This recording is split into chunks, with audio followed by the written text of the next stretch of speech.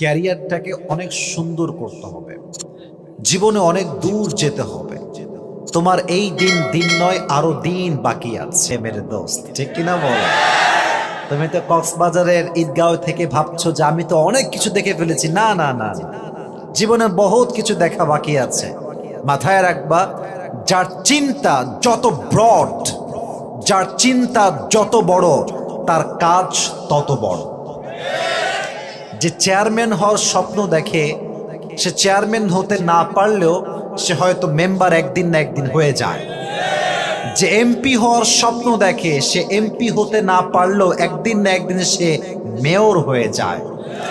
যে মন্ত্রী হওয়ার স্বপ্ন দেখে, সে মন্ত্রী হতে না পারলেও একদিন না একদিন সে এমপি হয়ে যায়। আর যে প্রধানমন্ত্রী হওয়ার স্বপ্ন দেখে, সে প্রাইম মিনিস্টার না হতে পারলেও তার স্বপ্ন যেহেতু বড়, একদিন না একদিন সে এমপির অধীনে একজন বিশাল বড় এমপি হয়ে যায়। ঠিক কিনা বলেন যুবকেরা? Your dream should be bigger. তোমার স্বপ্ন হবে বিশাল বড়। যত লাভ মারবা বেশি, দূরে যাবা তত বেশি। আর তোমার স্বপ্ন যত কম হবে, তোমার দৌড় তত কম হবে। আচ্ছা, মনে করেন আপনার ইচ্ছা হচ্ছে আপনি আকাশের চাঁদকে ছুবেন। ছোঁয়া কি আদৌ সম্ভব? তবে আপনার ইচ্ছা আপনি ছুঁয়েই ছাড়বেন। তা আপনি যখন চাঁদকে ছোঁয়ার জন্য লাফ দিবেন, আপনার লাফ কি কম হবে না বেশি হবে? বেশি হবে। স্বপ্ন যত বেশি দেখবেন, কাজ তত বেশি করতে পারবেন। আর আমি তো স্বপ্ন দেখি, আমি আসিফ শুধুমাত্র কক্সবাজার নয়, চট্টগ্রাম নয়, ঢাকা নয়, কুমিল্লা নয়, গোটা বিশ্বের প্রত্যেকটা প্রান্তে প্রান্তে একদিন আমি কালেমার দাওয়াত পৌঁছে দেব। ঠিক কিনা? Your dream should be bigger. স্বপ্ন বড় কর। আর মাথায় রাখবা, আমি বারবার বলি, এটা মাঝে মাঝে আমি রিপিট আফটার রিপিট করি, যেন তোমাদের মাথায় ঢুকে যায় যে वक्त हमेशा एक नहीं होता, वक्त बदलता है, लेकिन वक्त बदलने के लिए कोशिश करना पड़ता है मेरे दोस्त। সময় পরিবর্তনশীল, বাট সময়কে পরিবর্তন করতে হলে নিজেকে পরিবর্তন আনতে হবে। কোরআনে আল্লাহ তাআলা বলেছেন, ইন্নাল্লাহা লা ইউগাইয়িরু মা বিকওমিন হাত্তা ইউগাইয়িরু মা বিআনফুসিহিম। আল্লাহ ততক্ষণ পর্যন্ত একটা জাতির কপাল পরিবর্তন করে না যতক্ষণ পর্যন্ত সেই জাতি নিজেদের কপালটা পরিবর্তন না করে। ঠিক কিনা বলেন যুবকেরা? So you have to try your best as much as you can try. তোমাকে সর্বোচ্চটুকু চেষ্টা করে নিজের কপালকে পরিবর্তন করতে হবে, দাঁড়াতে হবে উঠে, পুরো সমাজকে তোমার পরিবর্তন করতে হবে। ঠিক কিনা বলেন যুবক ভাই? আল্লাহ প্রত্যেকটা যুবককে নিজের ক্যারিয়ারে সুন্দর কাজ করার তৌফিক দান করুন। সকলে পড়া আমিন। আর ছোট্ট আর একটা কথা বলি, শুধু টাকা পয়সার পেছনে ভাগলেই কিন্তু জীবনটা সুন্দর হয় না। তোমরা ঢাকার নাম যুবক ভাইরা শুনছো না সবাই? কথা কয় না, শুনছেন না সবাই? ঢাকাতে গুলশান আছে, ধানমন্ডি আছে, উত্তরা আছে। প্রায় সময় আমি এই এক্সাম্পলগুলো দেই। কেন দেই জানেন? যখন ঢাকায় আপনি যাবেন, দেখবেন রোলস রয়েলস, বিএমডব্লিউ, মার্সিডিজ, অভাব নাই, কোটি টাকার গাড়ি চোখের সামনে ঘুরে বেড়াচ্ছে। মনে হবে হায় হায়, কি জীবন পাইলাম আমি, আমার তো সাইকেলও নাই, এতে বিএমডব্লিউ আছে। মাথায় রাখবেন, যার বিএমডব্লিউ আছে সে যে খুব সুখী, ব্যাপারটা কিন্তু মোটেও এইরকম নয়। যার মাসে 10 লাখ টাকা ইনকাম, খবর নিয়ে দেখবেন ওর ছেলে গাঞ্জা খায় 5 লাখ টাকা, ওর বইয়ের মেকআপ বিল যায় 2 লাখ টাকা, ওর হার্টের অপারেশন করতে যায় 1 লাখ টাকা, দিন শেষে পকেট ফাঁকা। বাট আমরা যারা মধ্যবিত্ত পরিবারের সন্তান, যেহেতু শুকরিয়া আছে, আল্লাহকে ঈমান রেখে বিশ্বাস করি, দেখবেন কম হলেও সুখী, না হলেও সুখী, বেশি হলেও সুখী, না হলেও সুখী। What ever I have, I am happy with that. যা আছে তাতেই খুশি। আল্লাহ বলছে যদি তাই হয়, লাযীদান্নাকুম, তোর যা আছে আল্লাহ আগামীকাল এর চাইতে ডবল তোকে বাড়ায় দান করবে। সুবহানাল্লাহ পড়েন। তো জীবন শুধুমাত্র ক্যারিয়ার সুন্দর করলে সুন্দর হয়ে যায় না। আল্লাহর উপরে ঈমান রাখতে হবে, 5 ওয়াক্ত নামাজি হতে হবে, শুকরগুজার হতে হবে। রাজি আছেন ইনশাআল্লাহ? এটা তোমাদের সবার জন্য মেসেজ। 2 নাম্বার, মা বোনদের জন্য মেসেজ। এটা বলতে গেলে মা বোনরা একটু মাইন্ড করে, এই জন্য বলতে খুব ভয় লাগে। বলা যাবে? আপনার মানে ভয়টাই পাচ্ছেন ভাই? তাহলে আমি আবার প্রশ্ন করছি, বলা যাবে? যাবে যাবে, হক কথা বললে তো একটু রাগ করবে, এটা কোনো ব্যাপার না। হক কথা বললে সবাই একটু রাগ করে, তবে এখানকার মা বোনরা অনেক ভালো। কক্সবাজারের মেয়েরা অনেক পর্দাশীল হয়, মহিলারা অনেক পর্দাশীল হয় তুলনামূলক, যদি কম্পেয়ার করেন অন্য জেলার সাথে অনেকটা ভালো আছে মাশাআল্লাহ। কিন্তু সমস্যা এক জায়গায়, বেশিরভাগ মেয়েরা বিয়ের সময় টাকা ছাড়া ভালো ছেলেকে চুজ করতে চায় না। এরকম মেয়ে আছে না যুবক ভাইয়েরা? মেয়েরা যে কি চালাক ভাই, আর বললাম না আজকে। প্রেম করার সময় जो भी हो चलेगा यार, जैसा भी हो चलेगा मेरे पास। আর যখনই দেখবা বিয়ের সময় হোক, আই पैसा वाला चाहिए मुझे। ওই দেখবা একটা মেয়ে, রিসেন্টলি দেখবা একটা মেয়ে বিয়ে করছে, প্রায় তার চাইতে 42 বছরের সিনিয়র বুড়িটাকে বিয়ে করছে, বুড়িরা। সাংবাদিক বলছে, আম্মা জান আপনি এই কাজ কেন করলেন? বলছে, I can feel him and I can not feel anyone. আমি এরে ভাল লাগে, আমার কারো ভাল লাগে না। তো বলতেছে এরে ভাল লাগে, ফিল করি, ভালোবাসা আসে, আর কাউরে ভাল লাগে না। তো আমি বললাম, ভালোবাসা না টাকা, ওইটা আমি আর কইলাম না তোমারে, ঠিক কেন বলো যুবক ভাই? It's all about money fact. টাকা থাকলে মেয়েরা টাকলাকেও বিয়ে করতে এক মুহূর্ত দ্বিধাবোধ করে না, ঠিক কিনা? তবে সব মেয়েকে এক পাল্লায় মাপা যাবে না। এখনো আমাদের এই মাতৃভূমিতে, আমাদের দেশে অনেক চরিত্রবান নারী, সতীত্ববান নারী আছে না নাই? আছে না নাই? অনেক মেয়ে আছে চরিত্রবান, সতীত্ববান। তো আমি আমার বন্ধুকে বলবো, ফাযফর বিযাতিদ দীনি তারিবাত ইয়াদাক, become successful by selecting the one who has religion, character and conduct. যদি তুমি বিয়ে করে সফল হতে চাও, বিয়ে করতে হবে সেই যুবককে, বিয়ে করতে হবে সেই নারীকে যে চরিত্রবান যুবক, চরিত্রবান নারী, ঠিক কিনা বলেন যুবক ভাই? আল্লাহ প্রত্যেকটা মা বোনকে টাকা বাদ দিয়ে চরিত্রবান যুবককে বিয়ে করার তৌফিক দান করুন। সকলেই মন খুলে পড়েন আমিন। এবার আসুন আমরা তাফসীরের দিকে বা আমাদের মূল আলোচনার দিকে ফিরে যাই। তবে সবাই মিলে আমরা 3টা তাকবীর দিব, 3টা তাকবীর দিয়ে মুড ফ্রেশ হবে, তারপরে আমরা ওয়াজ শুরু করব। রাজি আছেন? বলেন না ইনশাআল্লাহ? এবার সবাই একটা কাশি দেন। হয় নাই, হয় নাই, হয় নাই, আরো জোরে। মাশাআল্লাহ। এবার সবাই মিলে আমরা তাকবীর দিব, 3টা তাকবীর। লিল্লাহি তাকবীর। মাঝখানে দেয় না, আমি কিন্তু শুনতে পাচ্ছি, মাঝখানে দেয়নি, সবাই মিলে দিবেন। হ্যাঁ, আরো 2টা বাকি আছে। এমন তাকবীর দিবেন যেন স্টেজ সব ভেঙে পড়ে যায়। এটা কাশি দেন। এবার দেন লিল্লাহি তাকবীর, লিল্লাহি তাকবীর। এবার হাত তুলে, আল কোরআনের আলো, আল হাদিসের আলো, কোরআন হাদিস যেখানে, আলেম ওলামা যেখানে, কক্সবাজারবাসী যেখানে, আল্লাহ কবুল করুন। সকলে পড়া আমিন।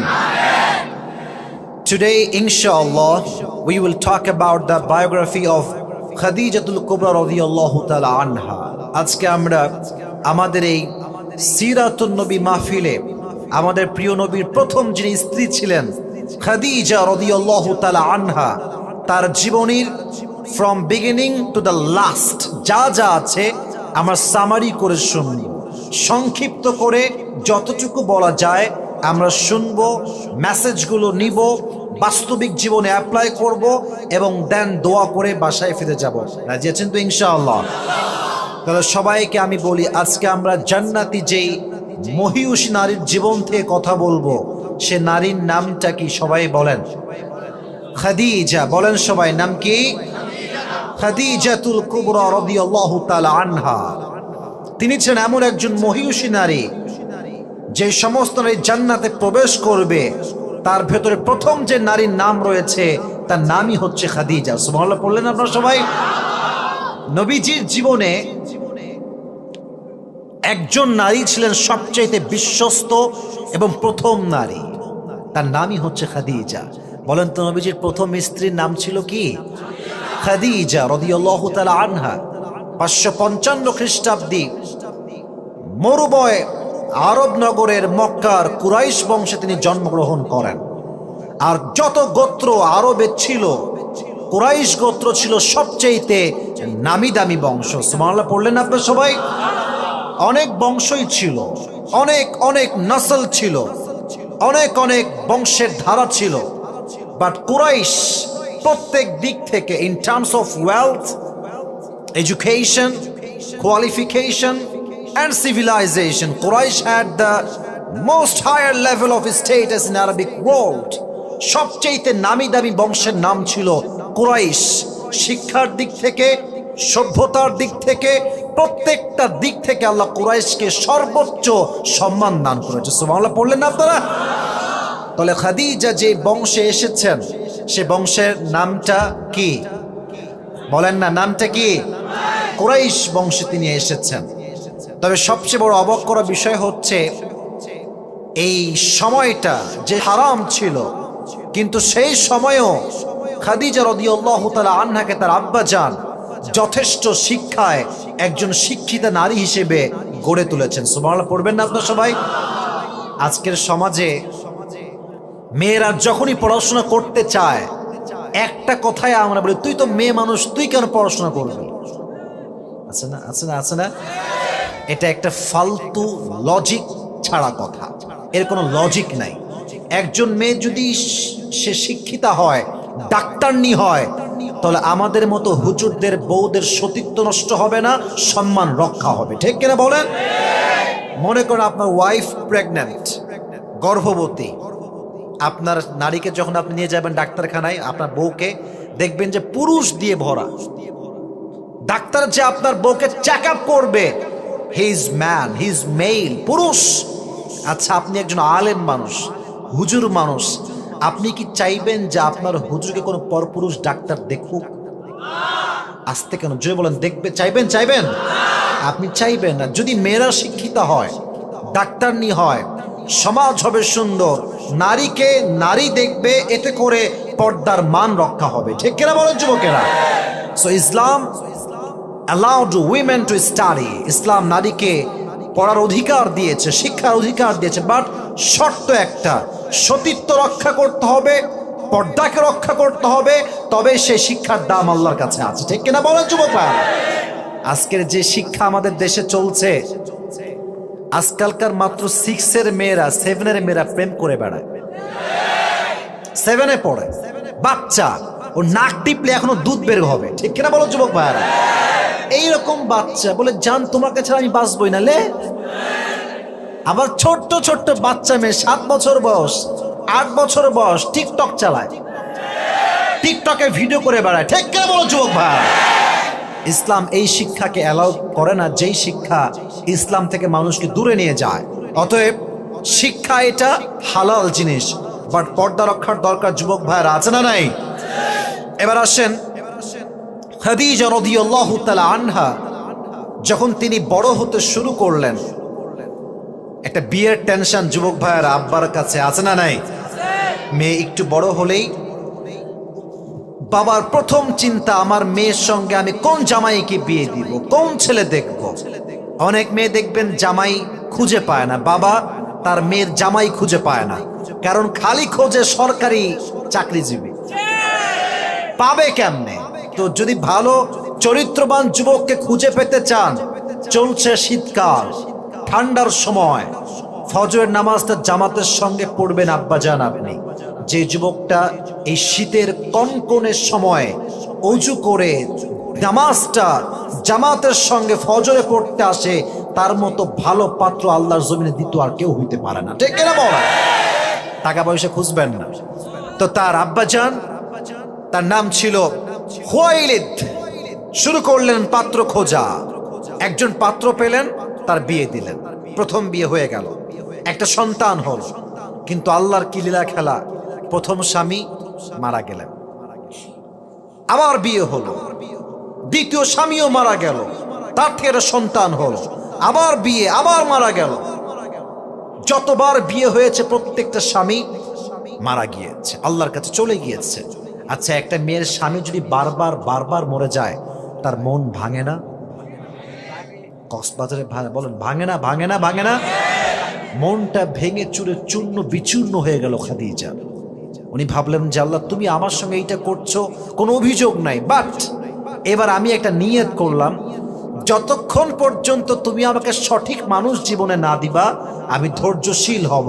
যখন তুমি বিয়ে আমাকে আবার দিবা, মানে সঠিক মানুষ দিবা, তখন আমি বিয়ে করবো। সুবহানাল্লাহ পড়বেন না আপনারা সবাই? আমি কিন্তু ধারাবাহিকভাবে ওয়াজ করব। প্রত্যেকটা কনসেপ্ট আপনাকে পরিপূর্ণ মুখস্থ সহকারে শুনতে হবে, তাহলে আজকের ওয়াজটা কাজে দিবে। আর সবচেয়ে বড় পজিটিভ বিষয়টা হচ্ছে এই, খাদিজার জীবন নিয়ে কথা বলা এই জন্য জরুরি, কারণ এই দেশের যত নারী আছে, যত মেয়ে আছে, বেশিরভাগ নারীর চরিত্র আজকে নষ্ট হয়ে যাচ্ছে। এদের চরিত্র রক্ষা করতে চাইলে খাদিজার জীবন থেকে কথা বলার দরকার। কক্সবাজারের ভাইরা আছে না নাই? ভালো করে শুনবেন, প্রত্যেকটা স্বামী মারা গিয়েছে। এবার তিনি নিয়ত করলেন যে আমি আর কখনো বিয়ে করব না। তাকাররারা খাদিজা আন্নাহা লান তাতাযাওয়াজা মাররাতান উখরা। এবার তিনি নিয়ত করলেন আমি আর জীবনে কখনো বিয়েই করব না, যতক্ষণ পর্যন্ত আল্লাহ রাব্বুল আলামিন আমাকে সঠিক পাত্রের সন্ধান না দিবেন। স্টপ, থেমে গেলেন। কিন্তু অবাক করার বিষয় হচ্ছে, যখন তিনি এই নিয়ত করলেন, এই নিয়তের কয়েকদিন পরেই তার আব্বাজান পৃথিবী থেকে বিদায় নিলেন। আহা, স্বামীও শেষ, বাবাও শেষ, মানে মেয়েটার জীবনে পুরুষ বলতে আর কেউ থাকলো না, একা, বড্ড একা। তবে একটা কথা বলেই ফেলি, একাকিত্ব এটা আল্লাহর পক্ষ থেকে বিশাল বড় একটা নিয়ামত। যে একা থাকে সে বোঝে একা থাকার মর্ম কারে বলে। আর মানুষ যখন একা থাকে তখনই মানুষ আল্লাহকে স্মরণ করতে পারে। আর মানুষ যখন খুব বেশি ব্যস্ত হয়ে যায়, অমুক বন্ধু, তমক বউ, তমক বন্ধু, তমক গার্লফ্রেন্ড, এই যে দুনিয়ার ব্যস্ততা, এটা মানুষকে আল্লাহর থেকে দূরে ঠেলে দেয়। ঠিক কিনা বলো? Loneliness is a biggest mercy from your Lord. একাকিত্ব হচ্ছে আল্লাহর পক্ষ থেকে একটা নিয়ামত। কিন্তু হ্যাঁ, একা সবসময় থাকা যাবে না। যখন তুমি সঠিক মানুষ পেয়ে যাওয়া জীবনে, সোজা কোনো প্রেম ছাড়া বিয়ে করে ফেলবা। ঠিক কিনা বলো যুবক ভাই? তো তিনি বড্ড একা হয়ে গেলেন, বাট বিয়ে করতে পারছে না, কারণ সাহস নাই। যদি আবার মারা যায় স্বামীটা আমার, এটা 2 টাকার বিজনেস নয় যুবক ভাইয়ারা, গোটা বিশ্বব্যাপী এই বিজনেসের একটা সয়লাভ ছিল। কোটি টাকার বিজনেস, হাজার হাজার কোটি টাকার বিজনেস তার বাবার কাছে। এবার খাদিজা রাদিয়াল্লাহু তাআলা আনহা সমস্ত ব্যবসা সামাল দেওয়া শুরু করলেন। সব ব্যবসা, যত বিদেশের ব্যবসা সব তিনি সামাল দেওয়া শুরু করলেন। ব্যস্ত হয়ে গেলেন, সব ব্যবসা তিনি সামলাতেন। বাট একদিনের ঘটনা, এটা হচ্ছে নবীর দিকে আমরা আসছি, আমরা আমাদের নবীর দিকে আসছি। আগেই পড়েন সুবহানাল্লাহ। আরে নবীর সঙ্গে যখন তার জীবনটা অ্যাড হবে, তখন তো জীবনটা সুন্দর হবে। ঠিক কিনা বলো যুবক ভাইরা? নবীর কাছে আমরা আসছি। একদিন তিনি ঘুমালেন রাতের অন্ধকারে, স্বপ্নে তিনি দেখলেন আকাশটা নির্মল, চতুর্পাশে আলো আকাশ থেকে, বাট এই জমিনটা অন্ধকার হয়ে আছে, আকাশে আলো আছে। তিনি দেখলেন ছোট্ট একটা তারা আকাশে। হঠাৎ করে তিনি দেখলেন চাঁদ আছে, চাঁদটা হঠাৎ করে আসমান থেকে জমিনে নেমে আসছে এবং নামতে নামতে খাদিজার বুক বরাবর আসছে, এবং পুরো অন্ধকার পৃথিবী চাঁদের আলোতে আলোকিত হয়ে গিয়েছে। এই স্বপ্ন দেখে এদিকে তাকান, কিন্তু ঘুমাইছিলেন, লাভ দিয়ে উঠছে, কি হইল এটা, কি দেখলাম স্বপ্নে আমি, এর ব্যাখ্যা কি হবে? ঘুম থেকে উঠে তিনি তার যেই চাচা, ওলামা একরাম আছেন সবাই জানবেন, তার নাম হচ্ছে ওয়ারাকা বিন নাওফেল। আব্বা যান, চাচা যান, বলেন তো এই যে স্বপ্ন দেখলাম এর ব্যাখ্যা কি হবে? তো উনি এবার তাওরাত খুললেন, ইনজিল খুললেন স্বপ্নের ব্যাখ্যা দেওয়ার জন্য। যুবক ভাইয়ার, আমার কথা বুঝতে কোনো সমস্যা হচ্ছে আপনাদের? আমার ভাষা কি বোঝা যায়? যায় যায় যায় স্বপ্নের ব্যাখ্যা কি হবে? তিনি তাওরাত খুললেন, ইনজিল খুললেন, অনেক ব্যাখ্যা মিলালেন যে স্বপ্নের ব্যাখ্যাটা কি হতে পারে। সর্বশেষ তিনি বললেন, Khadija, good news, good news. কি হয়েছে চাচা জান?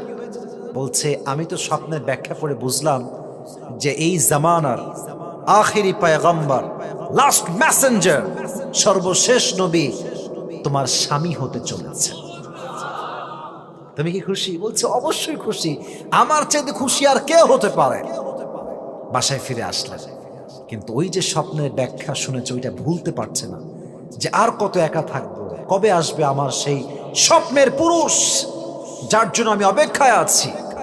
এবার তিনি দিন শুরু করলেন, ব্যবসা করে, এবার ব্যবসায় কোনো মন নাই, নবীর অপেক্ষায় তিনি আছেন। হঠাৎ তিনি সন্ধান পেলেন যে আরবের ভেতরে সবচাইতে একজন যুবক যে ব্যবসায় সৎ, তার উপাধি হচ্ছে আল আমিন, বিশ্বস্ত যুবক। সুবহানাল্লাহ নাই? আচ্ছা, আমার নবীর মতো বিশ্বস্ত মানুষ কি আল্লাহর জমিনে দ্বিতীয়টা আর কেউ হতে পারে? আহমদ বড় বিশ্বস্ত, সে কোন বন্ধু বলো বড় বিশ্বস্ত, কার কাছে মন খুলে দেয়া যায়, কার কাছে প্রাণ খুলে বলা যায়, হওয়া যায় বেশি আশ্বস্ত। ঠিক কিনা বলেন যুবক? কেন? আমার নবী হচ্ছেন the most trusted worthy personality ever in the world. সবচেয়ে বিশ্বস্ত যুবক আমার নবীর মতো দ্বিতীয়টা আর কেউ হতে পারে না। ঠিক কিনা বলেন? তো তিনি এই সন্ধান পেয়ে ভাবলেন যে ঠিক আছে, তাহলে সেই যুবকটার সঙ্গে ব্যবসার কাজ করা যায়। তো তিনি দাওয়াত পাঠালেন মুহাম্মদের কাছে, আমাদের প্রিয় নবীর কাছে। নবীজি দাওয়াতের লেটার পেয়ে, চিঠি পেয়ে খাদিজার কাছে আসলেন। বাট যখনই নবীজি খাদিজার ঘরে প্রবেশ করলেন, নবীর চেহারার নূরে খাদিজার পুরো ঘরটা আলোকিত হয়ে গেল। খাদিজা দেখেই সন্দেহ করতে শুরু করেছে, আরে এই যুবকটা আসলে কে? তাকে তো মনে হয় আমি কোথাও দেখেছি, মনে হয় স্বপ্নে দেখেছি। চিন্তা শুরু হয়ে গেছে, সে কই থেকে আসছে। এবার তিনি ভাবলেন যে এটাই মনে হয় শেষ নবী হবে, কারণ এইরকম যুবক সুন্দর আমি তো এই তল্লাটে আর কাউকে দেখি নাই। সুবহানাল্লাহ পড়ে সবাই। এবার তিনি তাওরাত খুললেন, ইনজিল খুললেন, খুলে পড়তে শুরু করলেন যে how will be the look of last Messenger Muhammad সাল্লাল্লাহু আলাইহি ওয়াসাল্লাম। শেষ নবীর চেহারা কেমন হবে, রং কেমন হবে, লম্বা কেমন হবে। ওখানে লেখা আছে শেষ নবীর গায়ের রং হবে আজহারুল লাউন, কালো হবে না, সাদা হবে না। শেষ নবীর চেহারার রং মাঝারি বর্ণের হবে না, শ্যামবর্ণ হবে না। শেষ নবীর চেহারার রং হবে লাবণ্যময় সুন্দর চেহারা। আচ্ছা, পৃথিবীতে সবচেয়ে সুন্দর নবী কে বলেন তো দেখি? আমাদের নবী, শেষ নবী সবচেয়ে সুন্দর। বাট অনেকে বলে যে সাইয়েদনা ইউসুফ নাকি সবচেয়ে বেশি সুন্দর। না না, কথা এটা ঠিক নয়। নবীজি বলতেন আনা মালিহুন ওয়া আখি ইউসুফ সাবিহ, আমি নবী হলাম লাবণ্যময় সুন্দর, আর আমার ভাই ইউসুফ হচ্ছে সাদা সুন্দর। কক্সবাজারের ভাইরা বলেন দেখি, সাদা সুন্দর বেশি সুন্দর না লাবণ্যময় সুন্দর বেশি সুন্দর? সাদা চামড়া দেখতে ভাল লাগে, খারাপ লাগে না, বাট খুব বেশি ধলা হইলে মাইয়াও ভাল লাগে না, সাওয়ালও ভাল লাগে না। ঠিক কিনা বল? লাবণ্যময় চেহারা হচ্ছে সবচেয়ে বেশি সুন্দর চেহারা। তো তিনি ভাবলেন যে এবার পড়ি ওনার হাইট কেমন হবে। হাইট হচ্ছে কানা রাবাতাম মিনাল কওম লাইসা বিতাবিল ওয়ালা বিল কসির। আমার প্রিয় নবীজি হাইটে খুব বেশি লম্বা ছিলেন না, আবার খুব বেশি বাঠুও তিনি ছিলেন না। মিডিয়াম অফ হাইট, মাঝারি গড়নের মানুষ। খুব বেশি লম্বা হইলে তাল গাছ লাগে, খুব বেশি খাটু হইলে কারো বিয়ে হয় না। ঠিক কিনা বলেন যুবক ভাইয়ারা? নবীজি ছিলেন মিডিয়াম অফ হাইট। তো তিনি জানলা থেকে দেখলেন যে তার হাইট কতটুকু। তো দেখলেন যা লেখা আছে এক্সাক্ট নবীও সেই হাইটের একজন মানুষ। চুলটা কেমন হবে লেখা আছে, চুলটা হবে বাবরি চুল। বাবরি চুল বোঝেন না আপনারা? ছোট না বড়? বড় ভাই, পেছন দিকে লম্বা চুল, বাবরি কাটিং এটাকে আমরা বলি। নবীজির বাবরি কাটিং ছিল। আচ্ছা, আপনারা সবাই কাজী নজরুল ইসলামের নাম শুনছেন? জাতীয় কবি, নাম কি বলেন দেখি? নজরুল ইসলাম। ফটো দেখবেন ফেসবুকে বা গুগলে সার্চ করে, দেখবেন তার চুলের মাঝখানে একটা স্মৃতি আছে। আছে না? বলেন না কেন, আছে না নাই? চুলের মাঝখানে স্মৃতি, দুই পাশের চুলটা এরকম ভাঁজ করা। তো আমার প্রিয় নবীজির দুই চুলের মাঝখানে একটা স্মৃতি ছিল। তিনি যখনই নামাজ পড়তে দাঁড়াতেন আতর দিতেন মাথার মাঝখানে, যেখানে তিনি সেজদা দিতেন পুরো সেজদার জায়গাটা নবীর আতরের খুশবুতে মসজিদটা আমোদ হয়ে যেত। দেখলেন যে তাই তো, নবীর চুল হচ্ছে বড় বড়, চুলের মাঝখানে স্মৃতি। এবার তিনি 100% confirm he is the last Messenger, ইনি তো শেষ নবী। কিন্তু ভাই, মেয়েদেরকে আল্লাহ জন্মগতভাবেই লজ্জাশীল করে বানিয়েছেন। লজ্জা হচ্ছে নারীর সবচেয়ে বড় সম্পদ। যে নারীর লজ্জা নাই, সে যতই সুন্দরী হোক, তার দাম পুরুষের কাছে এক পয়সাও নাই। আর নারী যদি দেখতে একটু অসুন্দরীও হয়, কালো হয়, গুঠু হয়, বাট যদি নারী সে তার লজ্জা দেখাতে পারে, সতীত্বকে রক্ষা করতে পারে, যুবকের কাছে তার দাম অনেক গুণ বেশি বেড়ে যায়। ঠিক কিনা বলে? তো নারীরা কিন্তু সহজে কাউকে ভাল লাগলে বলতে পারে না। এটা একটা ইজি এবং কমন ফ্যাক্ট, এটাই হবে স্বাভাবিক। তো খাদিজা তো নবীকে পছন্দ করেছে, বলবে কেমনে? ভেজাল আছে না নাই? কাকে দিয়ে বলা যায়? এবার তিনি ভাবলেন যে আমার যিনি গোলাম বা দাসী, তার নাম হচ্ছে নাফিসা। বলেন কক্সবাজারের ভাইয়ের নাম কি? নাফিসা। বললেন যে ওনাকে ডেকে নিয়ে আসো। দেখেন পামপট্টি কারে কয়। নাফিসা আসছে। কি হয়েছে? হঠাৎ ডাকলেন কেন? বলছে এই না আপনার জন্য হাদিয়া। কত কিছু যে খাওয়াইছে খাদিজা, খাওয়াইছে, টাকা দিয়েছে, কিন্তু নাফিসা বোঝে না এত খাওয়াই কেন রে আমারে। কিন্তু একটা স্বার্থ পেছনে আছে না নাই? তো নাফিসা সবকিছু নিয়ে বলছে আচ্ছা খাদিজা, আপনি কি বলবেন যে আপনি আমায় কেন এত খাওয়াচ্ছেন, কেন এত পামপট্টি? বলছে যে আচ্ছা একটা কাজ দিব, পারবেন করতে? বলছে অবশ্যই, আমি আপনার জন্য কাজ করি, আমি কেন পারবো না, বলেন আমাকে কি কাজ করতে হবে। বলছে এই যে যুবকটা বসে আছে না, যুবকটা? বলছে হ্যাঁ।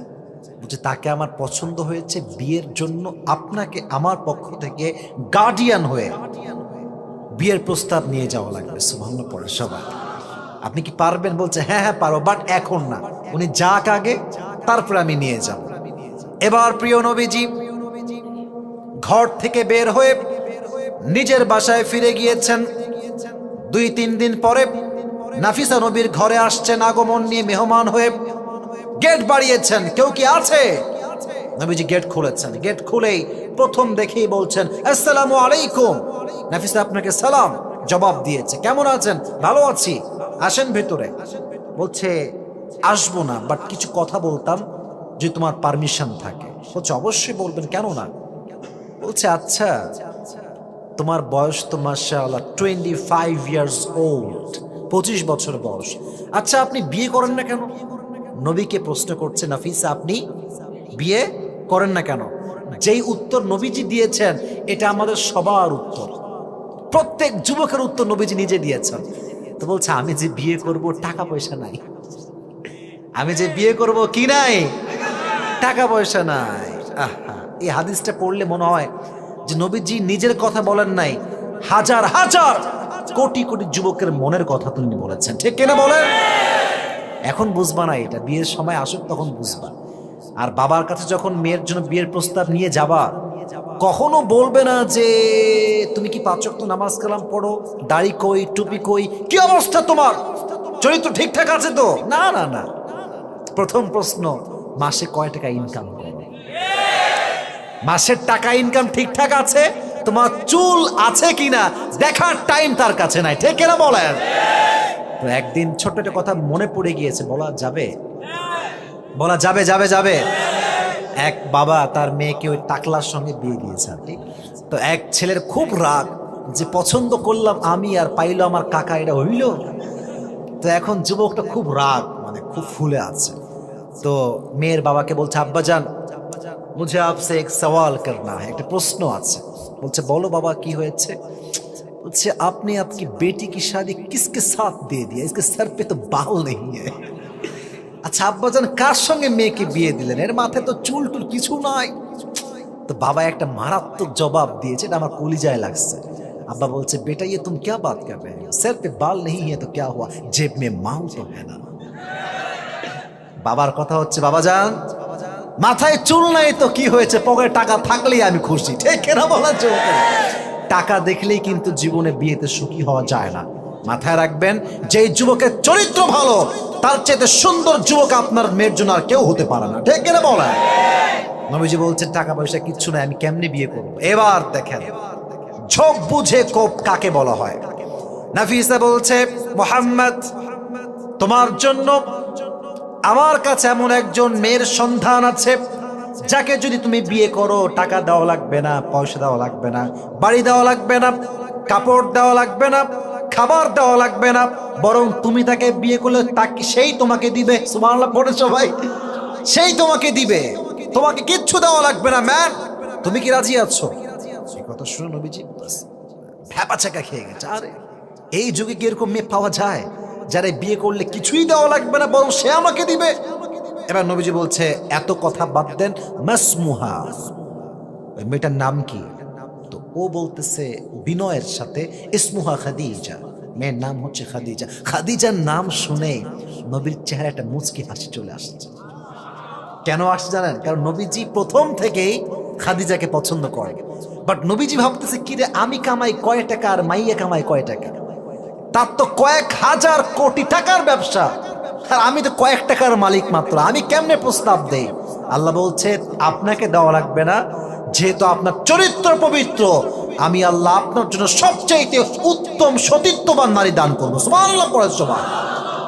এখন নবীজি কি বলবেন? নবীজি কিছুক্ষণ চুপচাপ, কোনো কথা বলছেন না। একটু পরে মাথা উঁচু করে বলছেন আচ্ছা আপনি প্রস্তাব দিচ্ছেন তো, খাদিজা কি এটা প্রস্তাব পাঠাইছে? বলছে হ্যাঁ উনিই পাঠিয়েছেন, আপনার মতামত জানলেই আমরা সামনে আগাবো। তো উনি বললেন যে ঠিক আছে বুঝেছি, বাট আমার তো একজন চাচা আছে, নাম কি?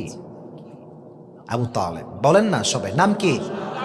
আবু তালেব। বলছে ওনাকে লাগবে, উনি যদি বিয়েতে আসে রাজি হয় দেন আমি বিয়ে করব। ঠিক আছে তাহলে আমি গেলাম, তুমি এসো।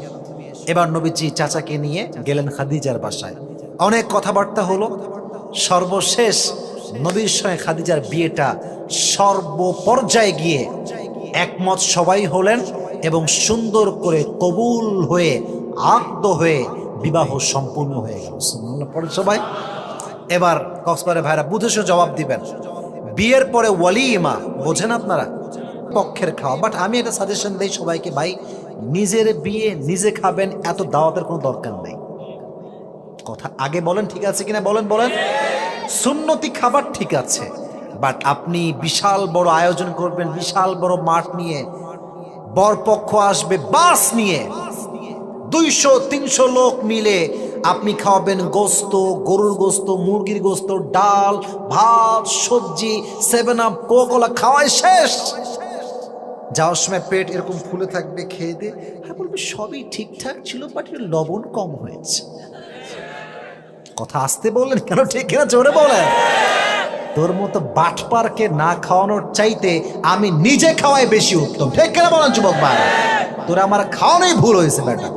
দাওয়াত দিবেন না এই সমস্ত ফালতু লোককে, কয়েকজন আত্মীয়স্বজন যারা খুব ক্লোজ দাওয়াত দিবেন, খাওয়াবেন, বিয়ে শেষ। যত মানুষের মন রাখবেন কষ্ট তত বেশি আপনি পাবেন, ঠিক কিনা বলেন যুবক?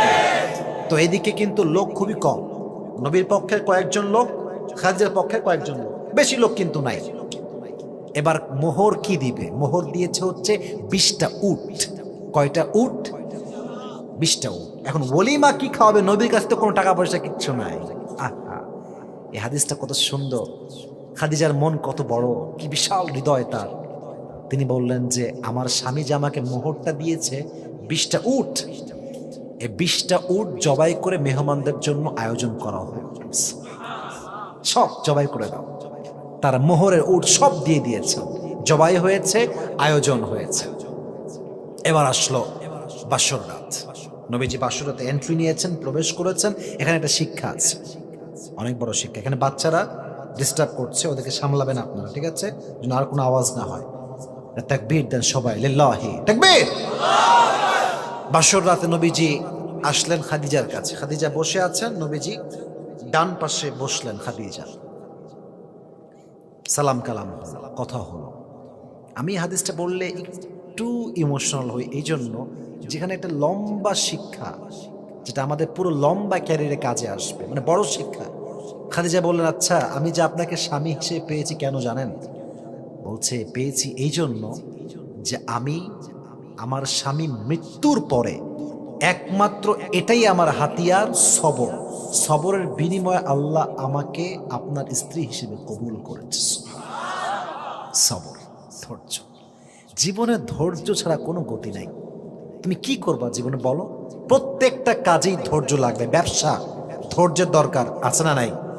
চাকরি পাচ্ছেন না, চাকরি পাওয়ার জন্য ধৈর্যের দরকার। যুবক ভাইরা আছে না নাই? আছে না নাই?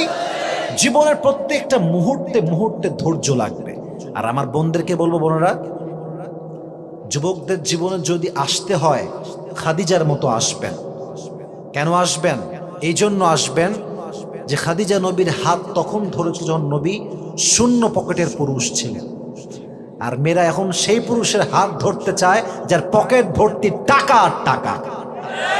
কিন্তু সেই মেয়ের বোঝা উচিত, যদি আজকে আমি এমন যুবককে বিয়ে করি যার টাকা পয়সা খুবই কম, আমার বিয়ের পরে সে যদি প্রতিষ্ঠিত হয়, সে তো সবচেয়ে বেশি তার বউকেই ভালোবাসবে। মেয়েরা বোঝে না, আগেই খোঁজে পকেট ভারী কার বেশি। না না না, নবীর সঙ্গে খাদিজার বিয়ে হয়েছে এমন অবস্থায় যখন নবীর কাছে কিচ্ছু ছিল না। সুবহানাল্লাহ পড়বেন না আপনারা সবাই? এবার বিয়ের পরে সংসার শুরু হলো। আচ্ছা, সংসারে কয়েকটা হাদিস কি বলা যাবে নাকি আমাকে আগেই শেষ করে দেওয়া লাগবে? 12টা বেজে গিয়েছে, আমি কি আমার হাদিসগুলো বলতে পারবো যুবক ভাইরা? ইনশাআল্লাহ। আপনাদের উপরে আমি খুশি কেন জানেন? এই দেখেন পুরো ওয়াজ কত দূর আসলাম, কোনো যুবক ডান বাম নাই, উঠাউঠি নাই। এই জন্য বলি কক্সবাজার আসলেই হচ্ছে মাহফিলের রাজধানী, ঠিক কিনা বলার যুবক? তবে হ্যাঁ, একটা আবদার আছে। আমি একজন যুবককে চাই, যে যুবকের বিয়ে টিয়ে কিচ্ছু হয় নাই, সিঙ্গেল যুবক, সে দাঁড়িয়ে 3টা তাকবীর দিবে বাঘের বাচ্চার মতো। কে আছে? কেউ নাই? হ্যাঁ, জোরে সোরে তাকবীর দিবা, লিল্লাহি তাকবীর দিবা 3 বার জোরে। পারবা তো? দাও।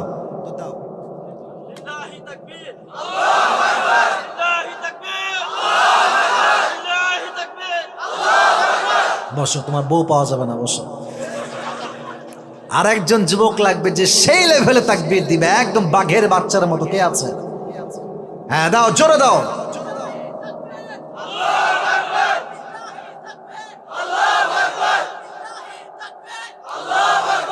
তোর বউ মোটামুটি পাওয়া যাবে। এবার আমার সঙ্গে তাকবীর দেন সবাই মিলে। আপনাদের আওয়াজ খুব বেশি একটা নাই, এটা জোরে সোরে তাকবীর দেন। লিল্লাহি তাকবীর। আল কোরআনের আলো, আল হাদিসের আলো, কোরআন হাদিস যেখানে, আলেম ওলামা যেখানে। বিয়ের পরে শুরু হয়ে গেল মক্কার মাঝে কানা ঘোষা। কারণ হচ্ছে খাদিজা এত ধনী ছিল যে মক্কার প্রত্যেকটা যুবক তাকে বিয়ে করার জন্য স্বপ্ন দেখত। আর সে সমস্ত প্রপোজাল রিজেক্ট করে সবচেয়ে গরিব যেই যুবক তাকে বিয়ে করেছে। মক্কার সমস্ত কাফেরদের মাথা গরম যে এত গরিব যুবককে খাদিজা বিয়ে করেছে, ওর সঙ্গে আর কোনো কথা নাই। সবাই মিলে স্লোগান তুলল, খাদিজাকে আমরা সামাজিকভাবে বয়কট করলাম, তার সঙ্গে কোনো ব্যবসা হবে না, কোনো ডিল হবে না, কোনো কিচ্ছু আর হবে না, সব বাদ তার সঙ্গে। সামাজিকভাবে বয়কট করলাম খাদিজাকে। এবার এই খবর খাদিজার কানে এসে পৌঁছালো যে মদিনার মক্কার লোকেরা আমাকে সামাজিকভাবে বয়কট করেছে। এবার তিনি খুব চালাক ছিলেন, ওনার বিশাল টাকা পয়সা, তো বিশাল বড় একটা আয়োজন করলেন, সব লোককে ডাকলেন, দাওয়াত দিলেন। সব মক্কার কাফেররা, ধনী যত আছে সব আসছে, আয়োজন হয়েছে। যখন সবাই খেতে বসেছে, এদিকে আমার বডিটা দেখেন, সবাই বসে আছে সামনে এরকম ভাবে খাওয়ার জন্য। খাদিজা এবার সামনে দাঁড়িয়েছে, সব কাফেরদের সামনে, বড় লোক ধনী। বলছে আচ্ছা, এটা ভাষণ দিলেন যে আমি মক্কার সবচেয়ে সুদর্শন যুবক মুহাম্মদকে আমার স্বামী হিসেবে গ্রহণ করেছি। সুবহানাল্লাহ পড়লেন আপনারা সবাই? এবার তিনি সবাইকে বললেন, এই মক্কার ভাইয়েরা, আপনাদের সমস্যাটা কি আমাকে আপনারা এবার বলেন, সমস্যাটা কোথায়, কি সমস্যা? আপনারা পছন্দ করেন না কেন আমার স্বামীকে? তো সবাই বলছে কোনো সমস্যা নেই, সমস্যা একটা, you are the richest women in Mecca.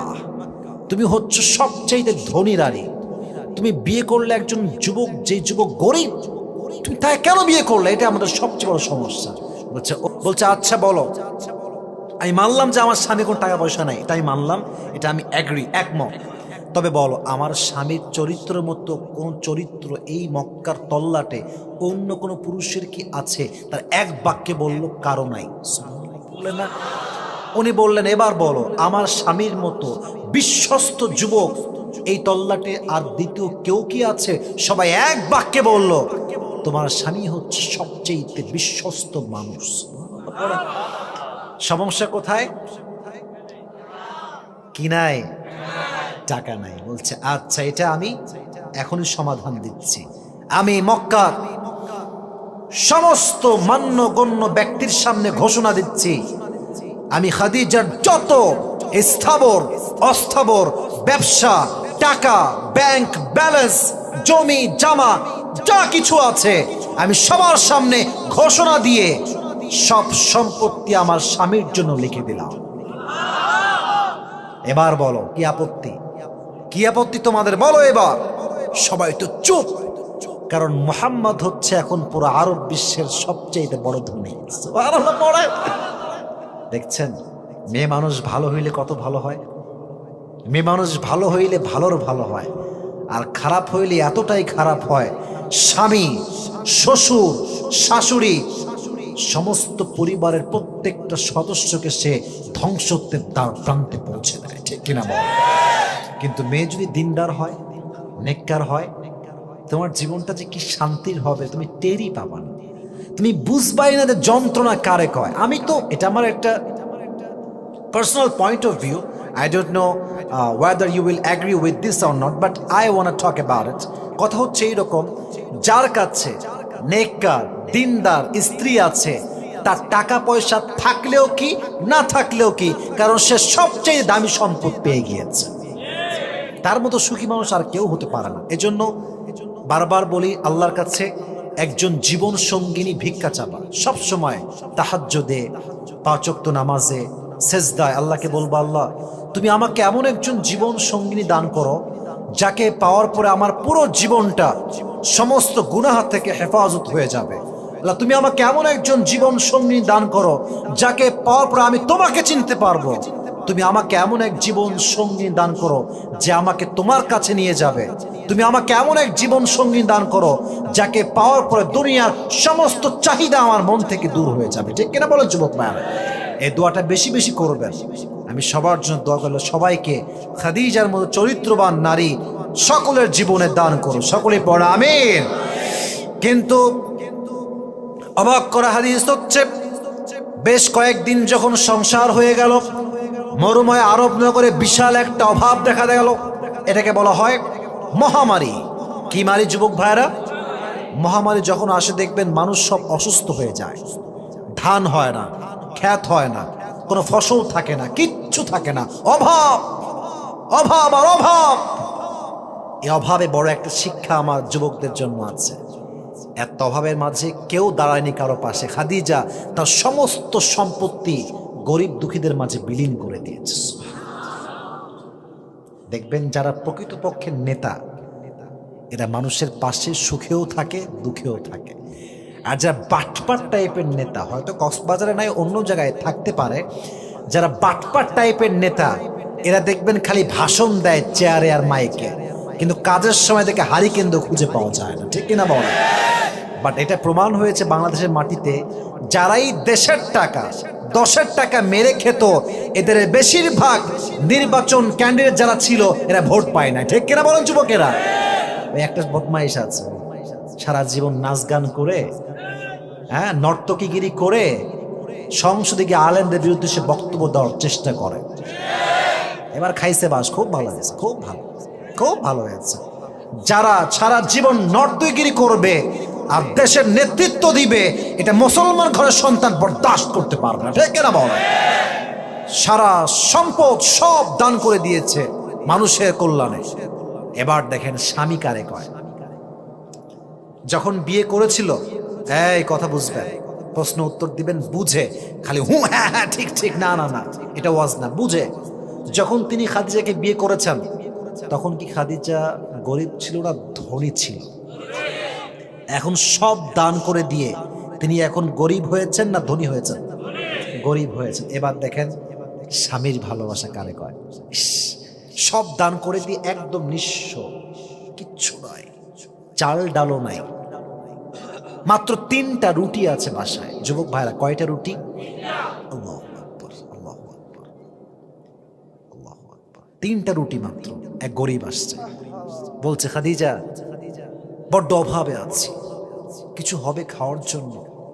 3টা রুটি তার জন্য ছিল, নবীর জন্য ছিল। খাদিজা কোনো চিন্তা ছাড়াই 3টা রুটি তাকে দান করে দিয়েছে। ইস, হাদিস তো শেষ হয়নি, এখন আরো বাকি আছে। আরেকজন আসছে, খাদিজা বড্ড অভাব, হবে কিছু, দিবা কিছু। ভাবছে কি দেওয়া যায়, কি দিব, ফিরায় দিবে না, খালি হাতে ফিরায় দিবে না। তো চতুর্পাশে তাকাচ্ছে, কি আছে কি আছে কি আছে। দেখছে খাটের উপরে ছোট্ট একটা চাদর রাখা আছে, যে চাদরটা মুড়ি দিয়ে বিশ্বনবী বাহিরে যান এবং ঘুমানোর সময় চাদরটা মুড়ি দিয়ে ঘুমান।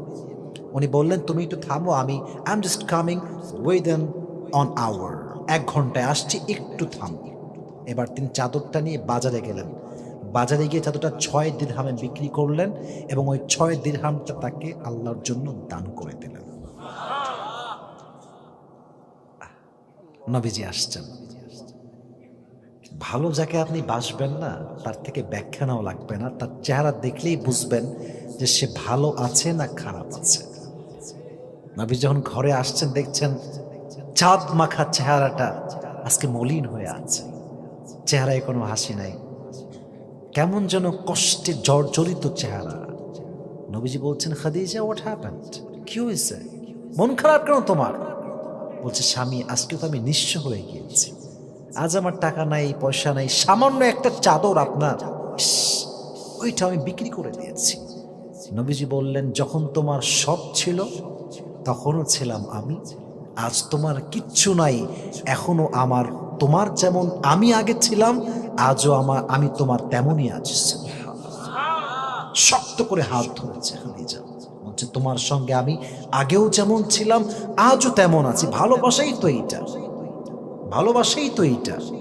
শূন্য অবস্থায় আমি তোমার পাশে আছি, যখন তোমার সব থাকবে তখন আল্লাহর কি লীলা খেলা। সামান্য কয়েকদিনের ব্যবধানে তারা ব্যবসা শুরু করলেন, আগে যেমন ধনী ছিলেন তার চেয়ে ডবল ধনী আল্লাহ বানাই দিলেন। সুবহানাল্লাহ পড়ে সবাই, আল্লাহু আকবার। এই জন্য আমি বারবার বলি, যত টাকা কমই হোক না কেন দান করবেন।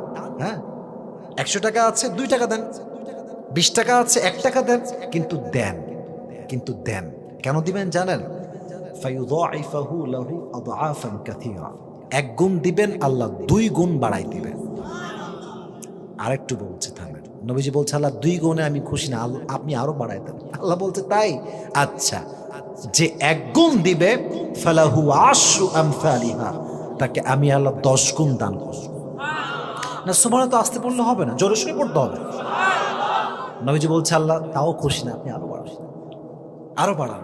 আল্লাহ বলছেন ঠিক আছে, সাবআ সানাবিল ফি কুল্লি সুমবুলাতিন মিয়াতু হাব্বা, যে আমার রাস্তায় 1 গুণ দিবে আমি আল্লাহ তাকে 700 গুণ বাড়াই দান করব। নবী আপনি খুশি? বলছেন না আল্লাহ আপনি আরো দেন, আরো দেন। আল্লাহ বলছে আর কত দেওয়া যায়? আচ্ছা যান, এবার দিব, সংখ্যা হবে না, সংখ্যা নয়, ইন্নামা ইউওয়াফাস সাবিরুনা আজরাহুম বিগাইরি হিসাব। আপনার যে উম্মত ধৈর্যশীল হবে আমি আল্লাহ তাকে বিনা হিসাবে জান্নাতে প্রবেশ করাবো। সুবহানাল্লাহ। সুখে দুঃখে দান করবেন, থেমে যাবেন না। আর মাথায় রাখবেন, যাকে আপনি ভালোবাসেন তাকে আপনি শূন্য অবস্থায়ও ভালোবাসবেন, যখন সব থাকবে তখনও ভালোবাসবেন, তাহলে আপনার ভালোবাসার মূল্যায়ন করা হবে। ঠিক কিনা বলো যুবক ভাইরা? সর্বশেষ হাদিস বলবো, তারপরে আমরা দোয়ার দিকে যাব। রাজি আছেন তো ইনশাআল্লাহ? আচ্ছা বলেন, নবীর সঙ্গে যখন খাদিজার বিয়ে হয় নবীর বয়স ছিল কত? মাশাআল্লাহ, রাইট আনসার। বলেন কত? 25। এবার বলেন খাদিজার বয়স ছিল কত? এবার মনে ভুলে গেছেন, বলেন না কত ছিল? তাহলে বয়সের ডিফারেন্স কত বছর মোট? 15 বছর। নবী যে ওহী পেয়েছেন, নবুয়ত পেয়েছেন কত বছর বয়সে? 40 বছর বয়সে। ইস, যখন নবীর উপর প্রথম আয়াত নাজিল হল, ইকরা বিসমি রাব্বিকাল্লাযী খালাক, read in the name of your lord, পড়েন আপনার প্রভুর নামে যিনি গোটা বিশ্বকে সৃষ্টি করেছেন। ওহী নাজিল হওয়ার সঙ্গে সঙ্গে নবীজি ওহীর চাপে ভারে থরথর থরথর করে কাঁপতে লাগলেন, ঠান্ডা কাঁপছেন থরথর করে। সোজা গারে হেরা থেকে চলে আসছেন বাসাতে খাদিজার কাছে, এসে বলছে আমাকে চাদর দাও, আমাকে ঢেকে নাও। চাদর দিয়ে নবীজিকে শক্ত করে এরকম পুরো ঢেকে দেওয়া হয়েছে। তিনি কাঁপছেন শীতে, থরথর করে, কিন্তু টেনশন মাথায় যে কি হলো আমার সাথে, এটা আমি কি পেলাম, কোন দৌলত পেলাম, টেনশনে আছেন। কিন্তু বউয়ের কাজ দেখেন, বউ তো হবে সেই বউ যেই বউ তার স্বামীর কষ্টকে নিমিষেই দূর করতে পারবে, ঠিক কিনা বলেন যুবকেরা? কিছু বউ আছে দেখবেন স্বামী কষ্টে পড়লে ওর পেইন আরো বাড়ায় দেয়, ওর ডিপ্রেশন আরো বাড়ায় দেয়। স্বামী অনেক সময় বউয়ের চাপে হার্ট অ্যাটাক করে মরেও যায়, ঠিক কিনা বলো যুবক ভাইরা? খাদিজা বলছে নবীজি আপনি বসেন বসেন, এবার শোনেন আমি কি বলি। আপনাকে আল্লাহ সবচেয়ে বেশি ভালোবাসেন। কাল্লা ওয়াল্লাহি মা ইউখজিকাল্লাহু আবাদা ইন্নাকা লাতাসিলুর রাহিম। ও নবী, আপনার ব্যবহার তো অনেক সুন্দর। ওয়া তাহমিলুল কাল্লা, আপনি তো অসহায় মানুষের সম্বল। ওয়া তাকসিবুল মাদুম, যার টাকা নাই, পয়সা নাই, ইনকাম নাই, তাকে আপনি সহযোগিতা করেন। ওয়া তুকরিল যায়ফ, আপনি মেহমানকে মেহমানদারি করেন। ওয়া তুঈনু আলা নওয়াইবিল হক, যারা সত্যের পথ থাকে তাদের নবী আপনি নিজেই সহযোগিতা করেন। সুবহানাল্লাহ পড়লেন না আপনারা? এর মূল সারাংশ আমি বলছি। এর মানে নবী যাকে গরিব ভালোবাসে, অসহায়রা ভালোবাসে, যার উপরে প্রত্যেকটা মানুষের দোয়া আছে, তাকে আল্লাহ ভালো না বেসে যাবে কোথায়? নবী আপনি হতাশ হবেন না, আল্লাহ আগেও আপনার সঙ্গে ছিলেন, আজও আপনার সঙ্গে আছে। সুবহানাল্লাহ পড়লেন না তো সবাই? এবং সর্বশেষ কথা তিনি বললেন, আচ্ছা আপনার যে দাওয়াত, আপনার যে মিশন, আপনার যে ভিশন ইসলাম, এটার দাওয়াত আমি আপনার থেকে নিলাম এবং আমি প্রথম কালেমা পড়ে আপনার হাতে প্রথম নারী মুসলিমা হয়ে গেল। সুবহানাল্লাহ আপনার পড়লেন না সবাই? জোরে সুবহানাল্লাহ পড়ো সবাই। আহা, এই হচ্ছে বউ, এটাকে বলা হয় বউ। এবং সর্বশেষ খাদিজা রাদিয়াল্লাহু তাআলা আনহা যখন মারা যান, এটা ছিল 599 খ্রিস্টাব্দে। কত? 599। এবং তিনি যে মারা গেছেন, উনি মারা গেছেন রমাজান মাসে মারা গেছেন এবং 10 রমাজান মারা গিয়েছে। সুবহানাল্লাহ আপনার পড়বেন না সবাই? আচ্ছা, যে শুক্রবারে মারা যায় আর যে রমাজান মাসে মারা যায়, এই হাদিস তো সবাই জানেন যে সে আল্লাহর জান্নাতে প্রবেশ করে। সুবহানাল্লাহ নাই? আমি দোয়া করি আল্লাহ সবাইকে একটা দোয়া করি, যেন রমাজান মাসে শবে কদরের রাতে আল্লাহর কাছে সেজদা দেওয়া অবস্থায় মৃত্যুবরণ দান করে। এবং সবসময় দোয়া করবেন, আল্লাহকে বলবেন আল্লাহ তুমি আমাকে রমজান মাসের শবে কদরের রাতে সেজদারত অবস্থায় মৃত্যু দান করো। সকলেই পড়ে আমিন। তিনি মারা গেলেন এবং মৃত্যুর পর নবীজি প্রচন্ড পরিমাণে আঘাত পেলেন, কোমরের হাড় বেঁকা হয়ে গেল কষ্টে। আম্মা জান আয়েশা বললেন, একদিন আমি ঘুম থেকে উঠলাম, দেখলাম নবীজি পাশে নাই। কোথায়? ভাবলাম যে অন্য বউয়ের কাছে গিয়েছে, আমাকে ভালোবাসে না মনে হয়। হাঁটতে হাঁটতে হাঁটতে হাঁটতে কোথাও নাই, কোথাও নাই। হঠাৎ দেখলাম তিনি কবরস্থানের পাশে দাঁড়িয়ে আছেন এবং দোয়া করছেন, আল্লাহ কিয়ামতের কঠিন দিনে যখন মা তার সন্তানকে চিনবে না, সন্তান তার মাকে চিনবে না, আল্লাহ আমি যেন সেদিন আমার স্ত্রী খাদিজাকে ভুলে না যাই। সুবহানাল্লাহ বলেন না? দূর থেকে আয়েশা দেখছেন যে তিনি দোয়া করছেন, কিন্তু বউ তো একটু হিংসা লাগে, হ্যাঁ একটু হিংসা লাগে। তো নবী যখন বাসায় ফিরে আসছে, এদিকে তাকান, আমি একদম শেষের দিকে আছি, আর সময় বেশি নিব না। বলছে নবী একটা কথা বলবো, রাগ করবেন না তো? বলছে বলো। আচ্ছা নবী, আপনি এই বুড়া মহিলা বিয়ে করেছিলেন, 60 বছরের বুড়ি মহিলা, তারে আপনি এত ভালোবাসেন? আমরা তো যুবতী, আমরা তো কুমারী, সিঙ্গেল, কখনো বিয়ে করি নাই, আপনি বুড়াকে এত ভালোবাসেন? এই কথা শুনে নবীজি চেহারা লাল হয়ে গিয়েছে রাগে। কত বড় সাহস তোমার! তুমি কাকে কি বলছো আয়েশা? খবরদার, তওবা করো। জীবনে কখনো এই বাক্য তুমি আমাকে আর কখনো বলবা না। মনে রেখো আয়েশা, আমার যখন কেউ ছিল না তখন আমার পাশে খাদিজা ছিল। সুবহানাল্লাহ। এবং আমি নবীর দাওয়াত সর্বপ্রথম যে নারী গ্রহণ করে মুসলিম হয়েছে সে আমার বউ খাদিজাই ছিল। সুবহানাল্লাহ পড়েন। সে আমার দুর্দিনের সাথী, তাকে আমি ভুলবো কেমন করে? ভুলবো কেমন করে? আর এক হাদিসে আসছে, আম্মা জান আয়েশা বলতেন যে আমাদের বাড়িতে গোস্ত খুবই কম রান্না হতো, 2 মাস 3 মাস পর একবার দুইবার, তাও হতো না, অনেক সময় হতোই না। শেষ হাদিস বলছি। কিন্তু যখনই এক টুকরা গোস্ত কম বেশি যাই হোক, হাফ কেজি 1 কেজি যাই রান্না করা হতো, নবীজি গোস্তে কয়েক টুকরা নিয়ে পুরো মদিনায় খুঁজতেন যে কোথায় আছে খাদিজার বান্ধবীরা। যাকেই পেতেন, যেহেতু খাদিজার সে বান্ধবী ছিল, সেই সুবাদে তিনি তাকে গোস্ত খাওয়াতেন। সুবহানাল্লাহ পড়লেন আপনার সবাই? তিনি তার বউকে প্রচন্ড পরিমাণে ভালোবাসতেন। এজন্য আমরা ট্রাই করব এমন মেয়েকে বিয়ে করার যারা খাদিজার চরিত্রে চরিত্রবান হবে। যোগ ভাই রাজি আছেন তো ইনশাআল্লাহ? এই টিকটক মার্কা সারাদিন টিকটক করে, বেপর্দা, চরিত্রের ঠিক নাই, 10-12টা প্রেম করে বেড়ায়, এরকম মেয়েকে বিয়ে করবা, তুমি যে এমন ছ্যাঁকা খাবা তুমি সোজা বেকা হয়ে যাবা। ঠিক কিনা বল? এরকম মেয়েকে বিয়ে করবা, খবরদার। হ্যাঁ, কখন বিয়ে করবা আমার কথাগুলো একটু বুঝবে না। যদি কোনো মেয়ে বেদিন হয়, টিকটক করে, জিন্সের প্যান্ট পরে, একদম পর্দাহীন একটা মেয়ে, বাট সে তোমাকে ওয়াদা করেছে যে তোমাকে যদি আমি পেয়ে যাই আমি জীবনের সমস্ত চাহিদা বাদ দিয়ে দিব, বোরকাওয়ালি হব, পর্দাশীল হব, দেন তুমি ভাবতে পারো যে তাকে বিয়ে করা যায় কি যায় না। যদি তোমার মাধ্যমে একজন মেয়ে দিনের পথে ফিরে আসে, দোষ কোথায়? কথা ঠিক আছে না যুবক ভাইরা? যদি আমার দ্বারা একজন মেয়ে পর্দাশীল হয়ে যায়, দোষটা কোথায়? মনটাকে বড় করবা। আপনার সবাই সানা খানের নাম শুনছেন, বলিউডের নায়িকা? সে কিন্তু একজন মুফতিকে বিয়ে করেছে এবং স্টিল শি ইজ হ্যাপি, ভালো আছে। ইউটিউবে দেখবেন আপনারা। উদ্দেশ্য নাম নেওয়া নয়, উদ্দেশ্য হচ্ছে একটা, যেই মেয়ে দিনের পথে ফিরে আসতে চায় তাই খোটা মাইরেন না, তাকে গালি দিয়েন না, তাকে অ্যাপ্রিসিয়েট করেন। আজকের পর্দাহীন নারী কালকে পর্দাশীল নারী হয়ে যাবে। ঠিক কিনা বলো যুবক ভাই? আল্লাহ প্রত্যেকটা যুবককে আম্মাজান খাদিজার মতো নারীকে বিয়ে করার তৌফিক দান করুন, সকলে পড়া আমিন। এবার কয়েকটা শিক্ষা বলছি, শিক্ষা বলেই আমরা দোয়া করবো। তাকবীর দেন সবাই মিলে, লিল্লাহি তাকবীর।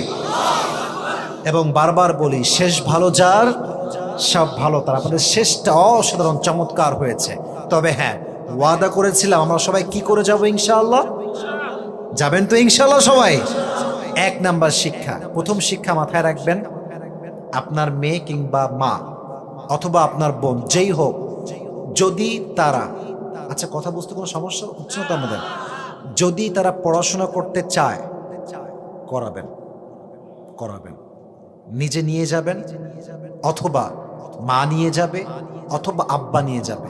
বাট এই কথা কখনো বলবেন না যে মেয়ে মানুষের পড়াশোনা কিসের। না না, খাদিজা তৎকালীন সময়ে সবচেয়ে একজন শিক্ষিতা নারী ছিল। সুবহানাল্লাহ পড়লেন না?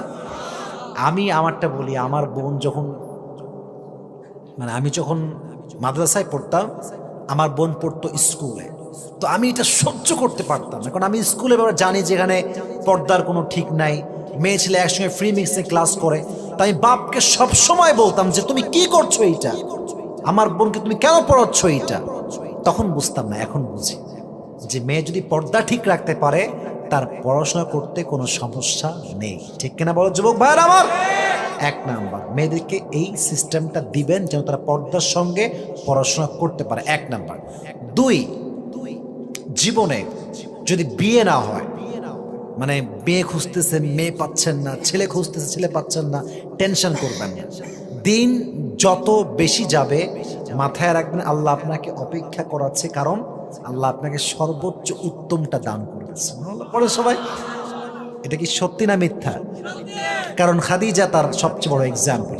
স্বামীরা মারা গিয়েছে, সর্বশেষ তিনি যে ধৈর্য ধারণ করেছেন, স্বামী হিসেবে কাকে পেয়েছেন? শেষ নবী মুহাম্মদুর রাসূলুল্লাহ সাল্লাল্লাহু আলাইহি ওয়াসাল্লাম। তাহলে বিয়ে যদি না হয়, ভালো পাত্র যদি খুঁজে না পান, ভালো পাত্রী যদি খুঁজে না পান, অভিযোগ করবেন না, ধৈর্যশীল হবেন। আমি আবার বলছি, অভিযোগ করবেন না, ধৈর্যশীল হবেন। আল্লাহ সবাইকে ধৈর্যশীল হওয়ার তৌফিক দান করুন, সকলেই পড়া আমিন। 3 নাম্বার মেসেজ, যখন আপনার বিয়ে হয়ে যাবে, বিয়ে হওয়ার পরে স্বামী এবং স্ত্রী মাথায় রাখবেন, দিন কখনো ভালো যাবে, দিন কখনো খারাপ হবে, বাট উভয় অবস্থায় একে অপরের হাত শক্ত করে ধরতে হবে। যেমন নবীজি খাদিজার হাত তখন ধরেছে যখন খাদিজার সমস্ত সম্পত্তি হারিয়ে গিয়েছে। ঠিক কিনা বলেন যুবক ভাইয়ারা? এজন্য জীবন সঙ্গিনীর হাত সবসময় আঁকড়ে ধরতে হবে, যেন আঁকড়ে এমনভাবে ধরবেন যে ভালো অবস্থায় আমি তোমার সঙ্গে আছি, খারাপ অবস্থায় তোমার সঙ্গে আমি আছি। যদি এই গুণটা রাখতে পারেন, আপনার পুরো বিবাহিত জীবনটা আল্লাহ তাআলা তার বরকত দ্বারা ভরপুর করে দিবে। সুবহানাল্লাহ পড়ুন আপনার সবাই। সর্বশেষ মেসেজ হচ্ছে এই, যদি আপনি বউ হন, মানে ওই যে বোনেরা যারা আছেন, মাইকের সাউন্ড তো যাচ্ছে ওদিকে, যদি আপনি একজন বউ হন, বউ স্বামীর জন্য মানসিক শান্তির কারণ হবেন, যেমনটা খাদিজা নিজে ছিলেন। হ্যাঁ, যখন ওহী নাজিল হয়েছে নবীজি থর থর থর থর করে কাঁপছেন, তখন তিনি কি বলেছেন যে স্বামী, আপনাকে প্রত্যেকটা মানুষ ভালোবাসে, প্রত্যেকটা মানুষের দোয়া আপনার সঙ্গে আছে, যার জন্য গরিবের দোয়া আছে, তার টেনশনের কোনো কারণ নাই। সুবহানাল্লাহ পড়লেন না আপনি? খাদিজার একটা বাক্যে নবীর সমস্ত কষ্ট দুঃখ দূর হয়ে গিয়েছে। অতএব বউ হবেন এমন যেন স্বামীর জন্য মানসিক শান্তির কারণ হন। এবং যুবকদেরকে বলবো, যুবকেরা স্বামী হবা এমন যে তোমার বইয়ের জন্য তুমি একজন মানসিক শান্তির যুবক হতে পারো। তুমি যত চরিত্রবান যুবক হবা বইয়ের জন্য, আল্লাহ বলছেন তোর জান্নাত পাওয়ার জন্য তোর স্ত্রীর সার্টিফিকেট লাগবে। যদি স্ত্রীর সার্টিফিকেট ঠিকঠাক হয়, আল্লাহ স্বামীকে জান্নাতে প্রবেশ করাবে। সুবহানাল্লাহ পড়লেন না আপনারা সবাই? আল্লাহ আমাদেরকে 4টা মেসেজ অনুযায়ী আমল করার তৌফিক দান করুন, সকলেই পড়া আমিন। এবং প্রত্যেকটা নারীকে আল্লাহ তাআলা খাদিজার চরিত্রবান হওয়ার তৌফিক দান করুন, সকলেই মন খুলে পড়া আমিন।